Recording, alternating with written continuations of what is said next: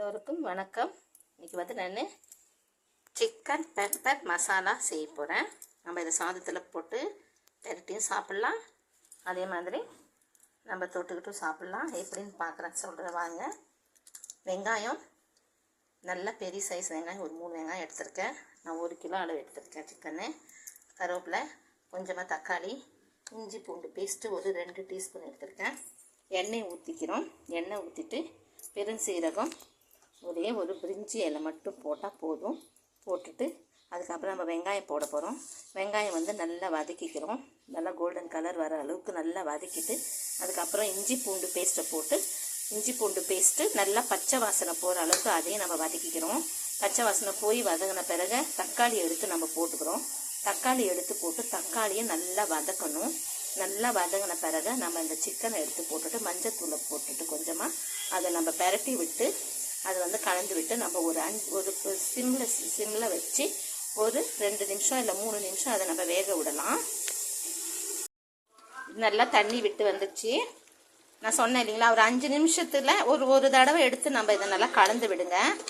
கலந்து விட்டுட்டு இப்போ இதில் வந்து நம்ம தேவையான அளவு உப்பு போட்டுக்கலாம். ஏற்கனவே நான் வெங்காயம் தக்காளி வதக்கிறதுக்கு கொஞ்சம் போட்டிருக்கேன். நீங்கள் டேஸ்ட் பார்த்துட்டு போட்டுக்கோங்க. இதுக்கப்புறம் வந்து நான் இதில் ஒரு 2 டீஸ்பூனு மிளகாய்த்தூள், 1 டீஸ்பூன் தனியாத்தூள், 1/2 டீஸ்பூன் கரம் மசாலா போட்டுக்கிறேன். போட்டுட்டு பெப்பர் பவுட்ரு, பெப்பர் ஒரு 2 டீஸ்பூனு பெப்பர் போட்டுக்கோங்க. இது எல்லாத்தையும் நம்ம இதில் போட்டுடலாம். இது எல்லாத்தையும் போட்டுட்டு நம்ம மறுபடியும் அதை கலந்து விட்டு மறுபடியும் நம்ம தட்டு போட்டு ஒரு 5 நிமிஷம் மறுபடியும் நம்ம மூடி வச்சுடுவோம்.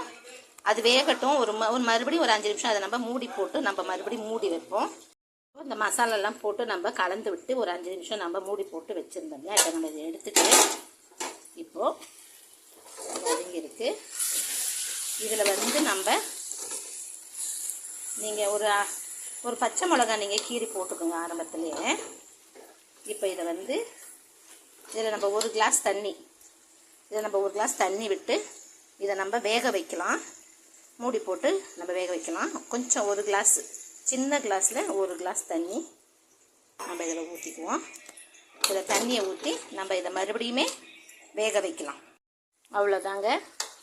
நம்மளோட நல்லா வெந்திருக்கு பாருங்கள், உங்களுக்கே தெரியும். நல்லா வெந்து சூப்பராக செம்மையாக இருக்குது. நல்லா பஞ்சு மாதிரி வெந்திருக்கு சிக்கனு. நல்லா டேஸ்ட்டாக செம்ம டேஸ்ட்டாக இருக்கும். நீங்கள் செஞ்சு பாருங்கள். நீங்கள் நம்மளோட பெப்பர் சிக்கன் மசாலா ரெடி ஆயிடுச்சு. இப்போ இதுக்கு நம்ம கருவேப்பிலை, கொத்தமல்லி, கொஞ்சம் பெருஞ்சீரகம், பெப்பர் ஒரு 1/2 டீஸ்பூன் போட்டுட்டு நம்ம இதை கலந்து விட்டு இறக்கிட்டுதானா முடிஞ்சுது. அவ்வளோதான். நல்லா அல்டிமேட்டாக இருக்கும். நல்ல செம்ம டேஸ்ட்டாக இருக்கும். நீங்களும் ட்ரை பண்ணி பாருங்கள்.